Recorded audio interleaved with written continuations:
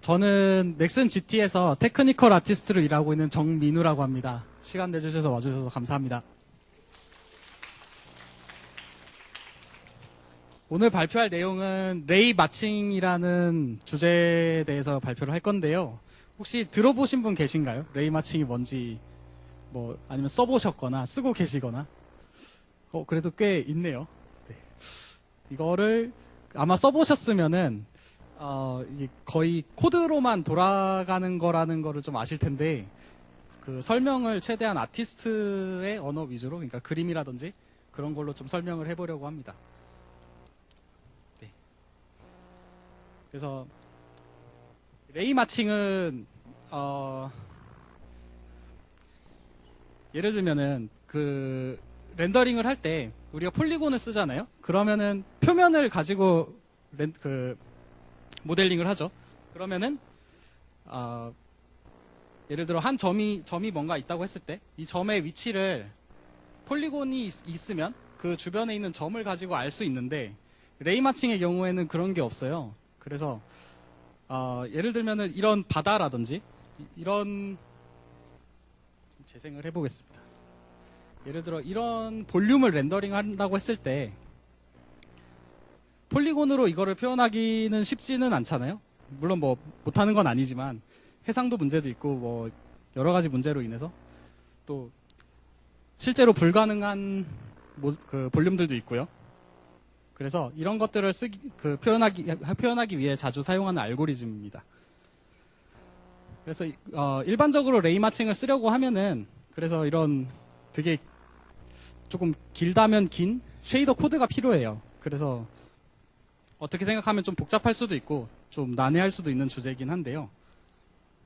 오늘 발표에서는 가능하면은 그런 어떤 코드라든지 뭔가 수식 이런 거보다는 약간 이렇게 한눈에 보면은 바로 알 수 있게 그림 위주로 설명을 해보려고 합니다.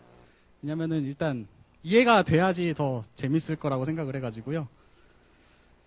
네. 예를 들어서 그 도트 프로덕트라는 거를 아마 많이 써보셨을 것 같은데, 그러니까 쉐이더 코드에 보면 도트 프로덕트라는 게 있잖아요. 그럼 이게 뭐냐 하면 사실 이런 그냥 수식인데, 그냥 이렇게 수식으로 보는 것보다 예를 들어 이 A 점을 B 점으로 이렇게 내리면 이게 이 길이가 도트 프로덕트예요 라고 이해하는 게 더 기억하기도 쉽고 여러 가지 이유로 재밌어서 이런 식으로 앞으로 설명을 해보려고 합니다. 그래서 오늘 발표 주제는 그 레이 마칭이 뭔지, 그리고 이거를 썼을 때 어떤 장점이 있는지, 그리고 이것만 쓸 수 없는 이유, 그러니까 다른 거랑 섞어서 쓰는 경우가 많은데 왜 이것만 쓸 수 없는지 그런 이유 설명을 좀 드리려고 하고요. 그리고 실제로 이걸 어떻게 쓸지도 조금 얘기를 해볼까 합니다. 아까 얘기했던 것처럼 폴리곤의 경우 모든 물체가 삼각형으로 그려지고 있어요. 그래서 삼각형에 점이 있잖아요. 그러면 삼각형에 점이 있기 때문에 그냥 간단하게 이 위치를 알 수가 있어요. 그 점 좌표가 그대로 데이터로 있으니까요. 근데 레이 마칭은 이거를 폴리곤 없이 알아낸다고 했잖아요. 그럼 모델링을 안 해도 되나요? 근데 또 그렇지는 않아요. 꼭 그렇지는 않고요. 그러니까 레이 마칭 알고리즘 자체는 모델링을 필요로 하진 않는데요. 그 레이 마칭으로 씬 전체를 그릴 수가 없어요.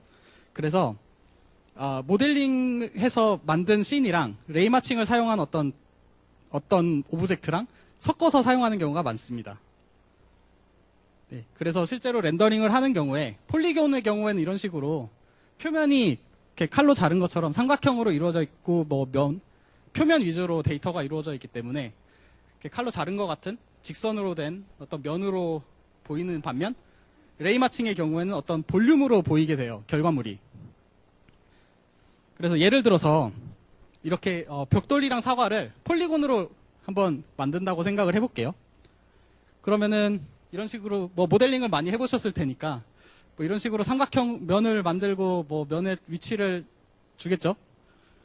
그렇게 해서 하면 되는데, 레이 마칭으로 이번엔 해본다고 해볼게요.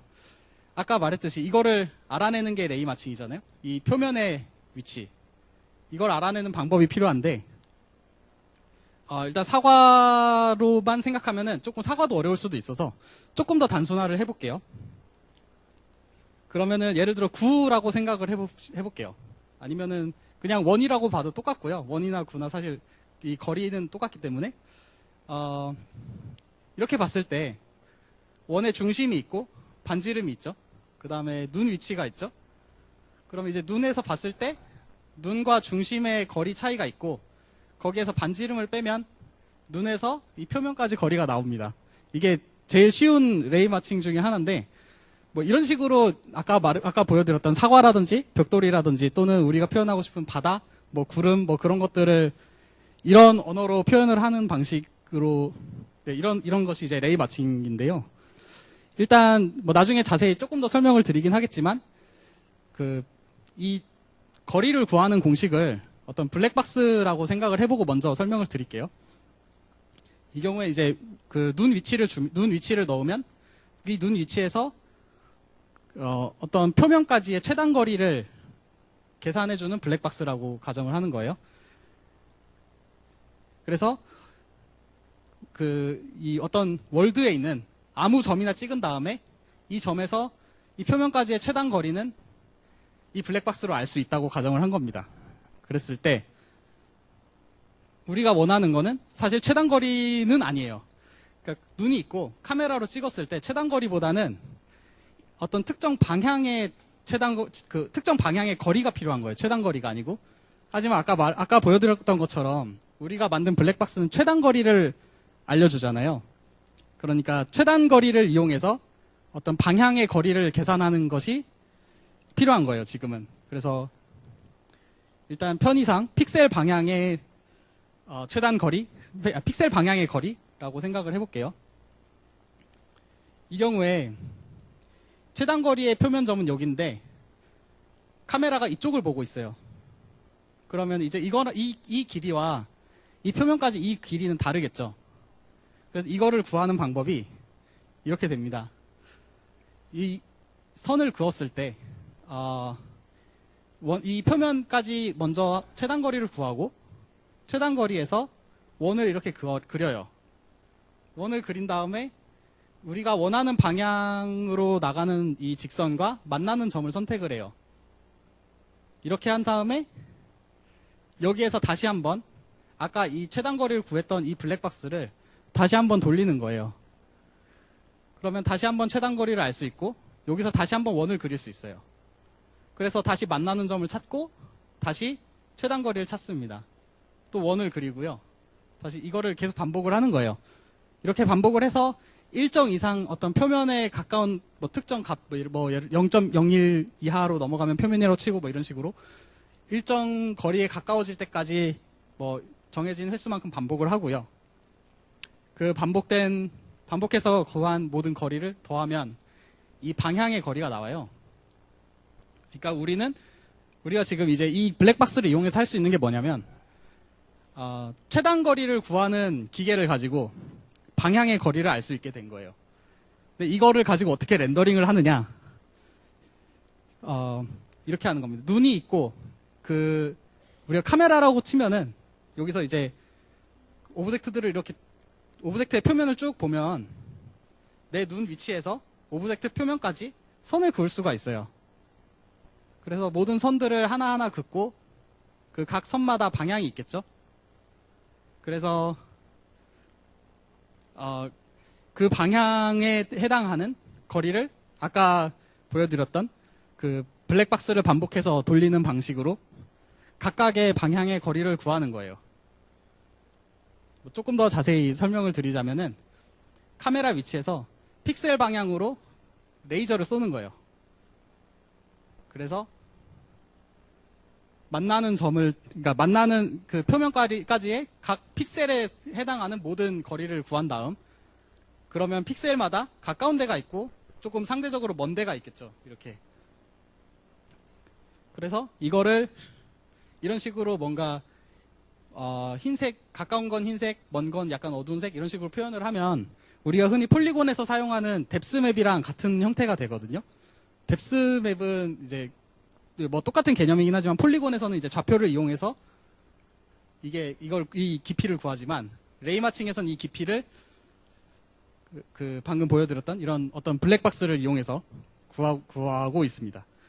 그래서 그 다음에 뭐 라이팅을 한다든지 그 위에 뭔가 색깔을 어떤 뭐 PBR을 넣든지 뭐 퐁을 넣든지 뭐 여러 가지 뭐 그 위에 색을 입히는 거 자체는 사실 폴리곤에서 하는 거랑 똑같은 방법으로 해도 상관이 없어요. 왜냐하면 이미 여기서부터는 우리가 알고 있는 영역이기 때문에.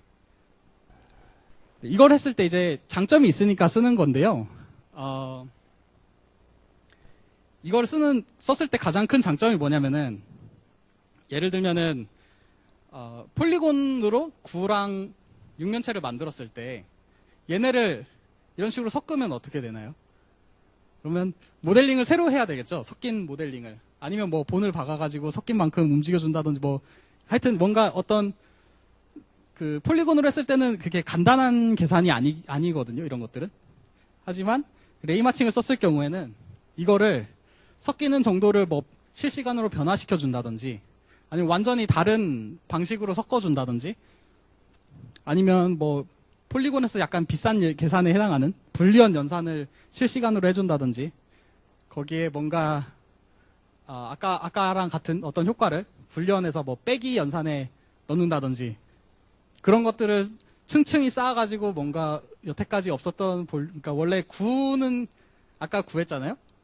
근데 이런 도형은 아까 우리가 안 만들었던 건데도 불구하고 여러 개의 도형을 섞어서 이런 식으로 만들 수가 있고요. 또 이거를 좌우 대칭이라든지 이런 연산을 거의 그러니까 큰 비용 없이 그러니까 큰 추가 비용 없이 할 수 있어요. 그래서 이런 여러 가지 장점이 있어가지고 레이 마칭을 쓰게 되는데요.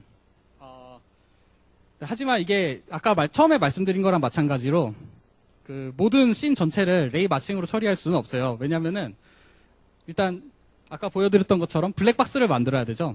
이게 블랙박스를 보통은 쉐이더 코드라든지 뭐 좀 텍스처로 뭐 베이크를 해가지고 만든다든지 이런 식으로 그 조금 직관적으로 이렇게 드래그 드롭하는 것처럼 모델링 하진 않아요. 그러다 보니까 좀 이렇게 직관적인 툴이 없어서 약간 시간이 많이 걸리기도 하고 또 조금 잘못 만들게 되는 경우 씬이 되게 무거워질 수 있습니다. 그래도 그 레이 마칭의 경우는 그래도 이제 섞어서 쓸 수 있기 때문에 그 모델링이 더 잘 되는 부분은 모델링으로 하고 이런 레이 마칭으로 처리했을 때 더 잘 되는 부분은 레이 마칭으로 하면 좋을 것 같아요. 그래서 이런 뭐 테크니컬 아티스트 분들이 뭐 좀 얼마나 계실지는 잘 모르겠지만 테크니컬 아티스트 분들 계신다면은 그런 레이 마칭을 해주는 뭐 툴을 만들어 준다든지 이런 무거운 그 연산을 좀 가볍게 하는 방법을 좀 연구를 해준다든지 하면은 그 프로젝트에서 좀 여러 가지 다른 게임에서 아직 크게 많이 널리 사용하지 않은 그런 것들을 쓸 수 있을 거라고 생각합니다. 네, 근데 사실 그 한국에서 그렇게 널리 쓰진 않는데요. 그 좀 콘솔 게임이라든지 그런 프로젝트에서는 꽤 쓰고 있어요. 그 예를 들어서 제가 지금 넥슨 GT에 오기 전에 제가 있었던 프로젝트는 그 유비소프트에서 어쌔신 크리드 오디세이에서 잠깐 했었는데 어쌔신 크리드 오디세이의 경우 그 구름에서 이 레이 마칭을 썼는데요. 그게 그 다른 방식으로 뭐 예를 들어 텍스처를 움직이는 것도 해봤고 뭐 모델링도 해봤고 여러 가지 해봤는데 그런 것들보다 레이 마칭으로 만든 게 제일 이쁘고 잘 나오더라고요. 뭐 볼륨감도 있었고요.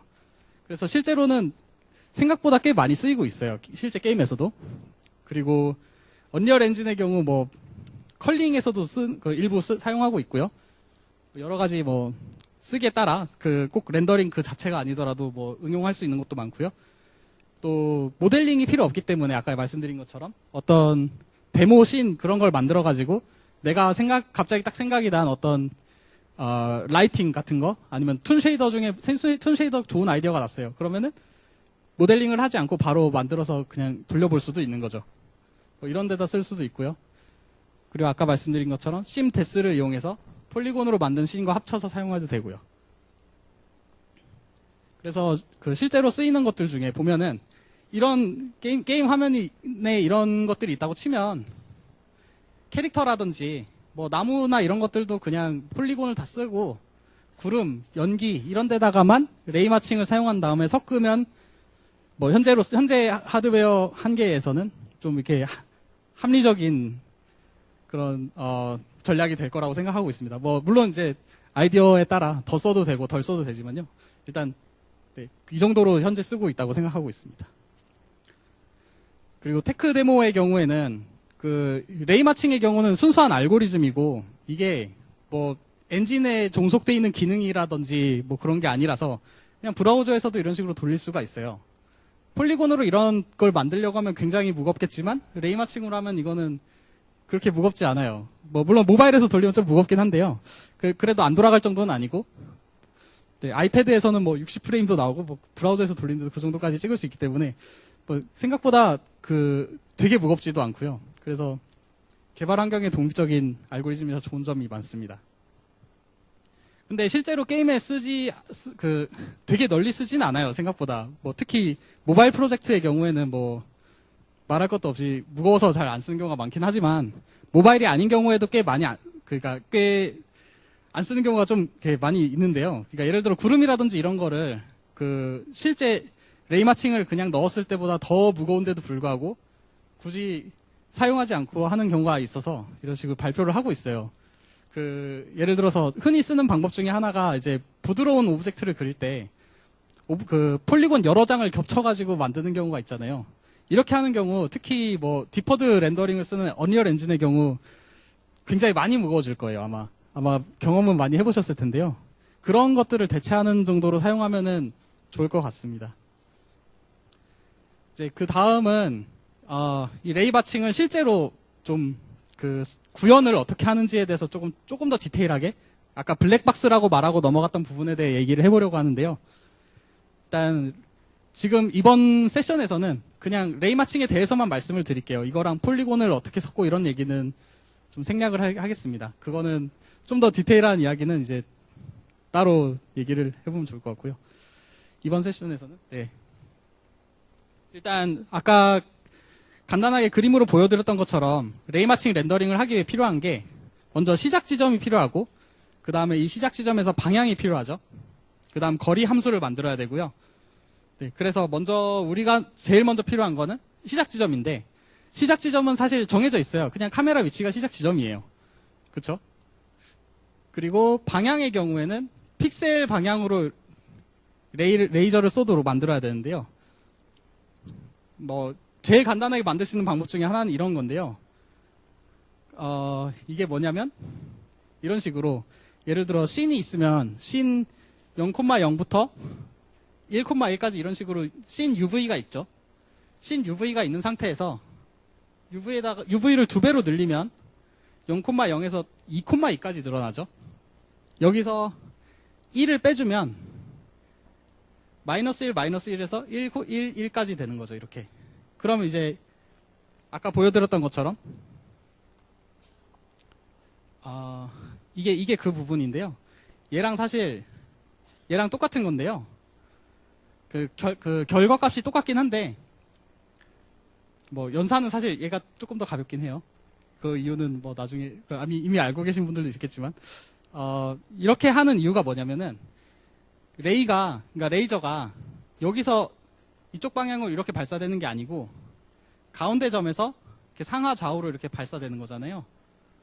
그거를 먼저 이 그러니까 스크린 UV를 가지고 먼저 상하 좌우를 만든 거예요.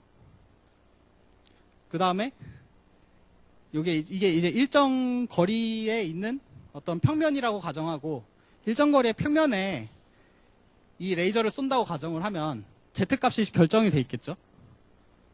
예를 들면 1.0이라든지 뭐 예를 들어 적당한 Z값을 주면은 이제 이 레이가 나오는 거예요. 이 레이저가 나오고 근데 아직 한 가지를 더 해야 되는데요.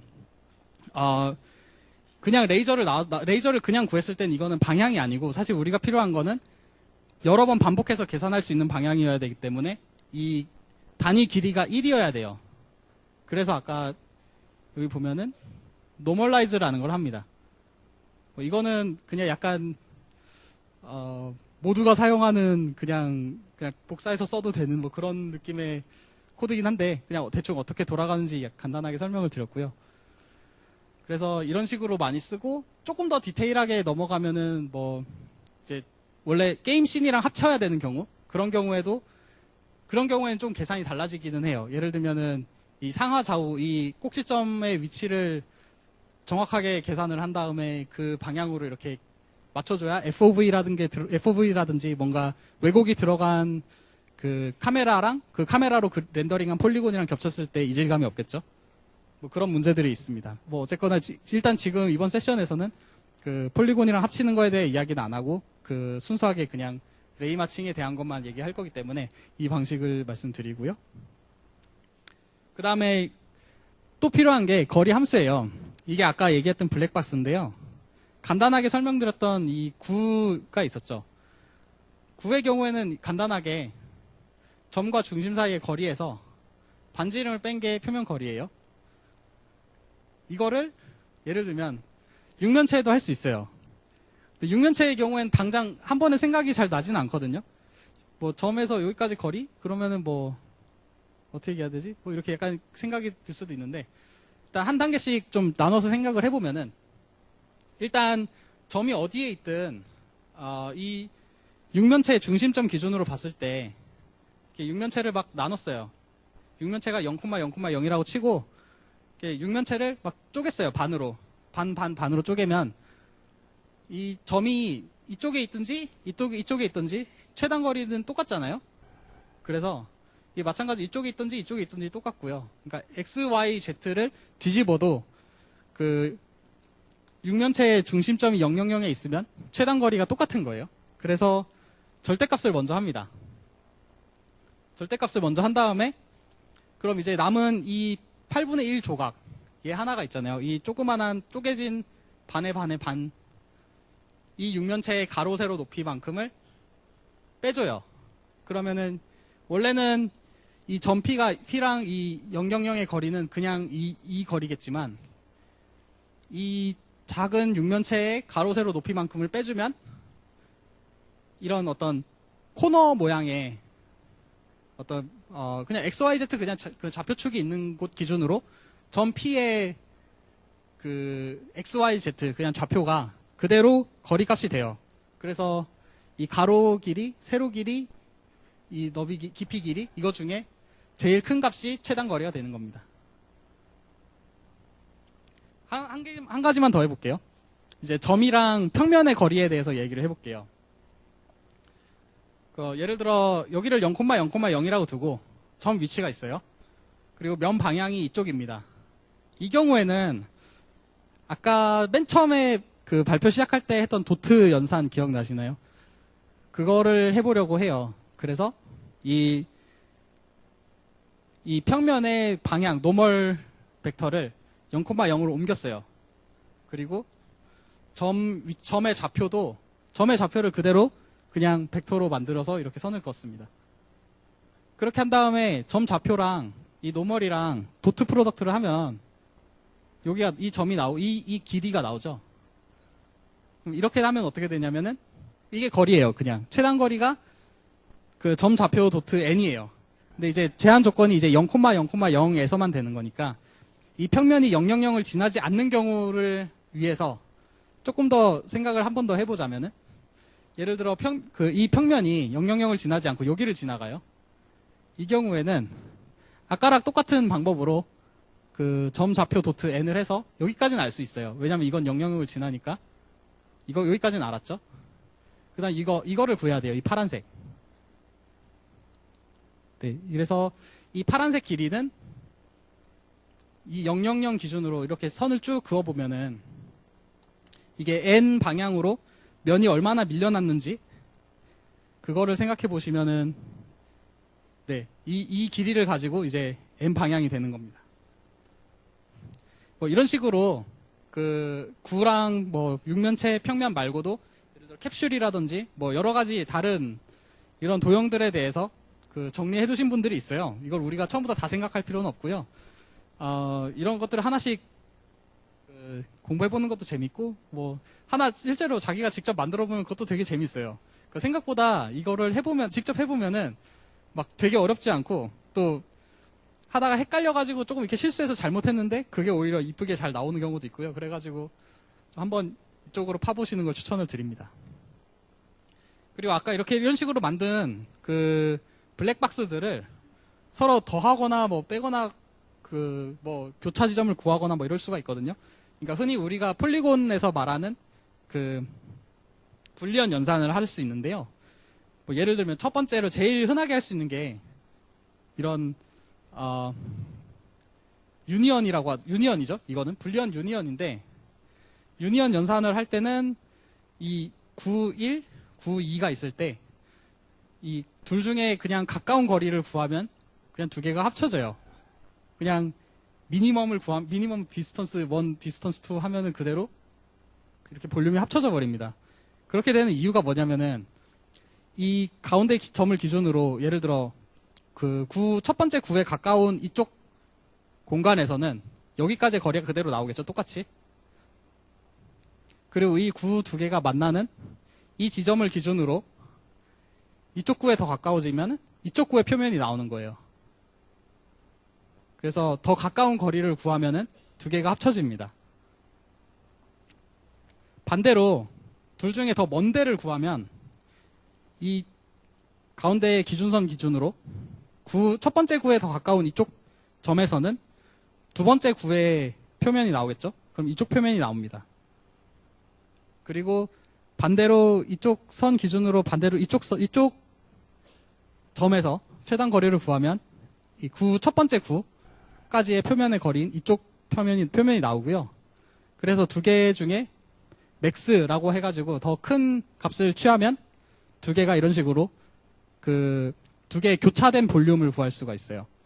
그래서 이렇게 더하거나 이거 뭐 곱하기라고 편의상 얘기를 할게요. 더하거나 곱해서 이런 식으로 그 원래 단순하게 구였던 것들을 조금 더 복잡한 형태로 여러 가지를 만들 수가 있어요. 또 한 가지 설명을 드리자면은 곱하기 마이너스 1을 할 수가 있어요. 그러니까 어떤 예를 들어 그 사각형이 있다고 가정을 해볼게요. 사각형이 있고 이 사각형 주변에 점들이 있을 때 점에서 사각형까지의 거리를 구하는 것과 그거를 곱하기 마이너스 1을 하는 거를 생각을 해보면 편한데요. 그러면은 어떻게 되냐면 지금 여기 이 그림에서 나오는 것처럼 이런 식으로 어떤 방의 모양으로 이 큐브가 뒤집어져요. 그러니까 외부랑 내부가 바뀌어요.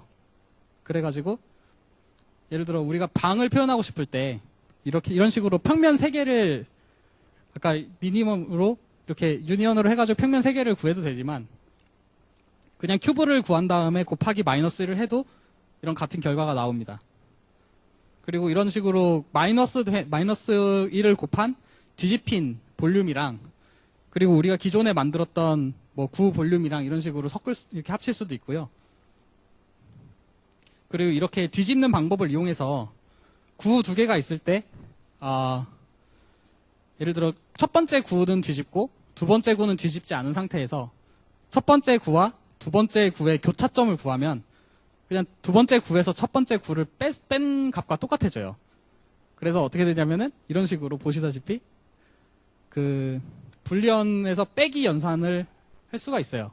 그러니까 그러면 이제 우리가 더하기도 할 수 있고 곱하기도 할 수 있고 뒤집기도 할 수 있고 빼기도 할 수 있죠. 그리고 또 한 가지 되게 많이 쓰는 것 중에 하나는 좌우 반전이에요. 이런 식으로.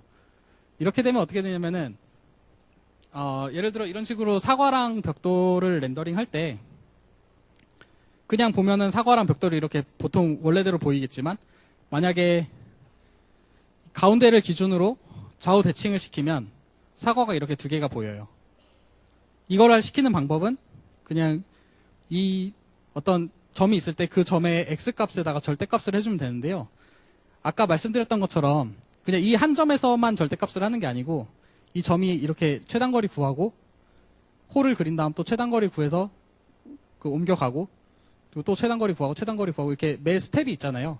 매 스텝마다 절대값을 취해주면 이런 식으로 공간이 뒤집혀요.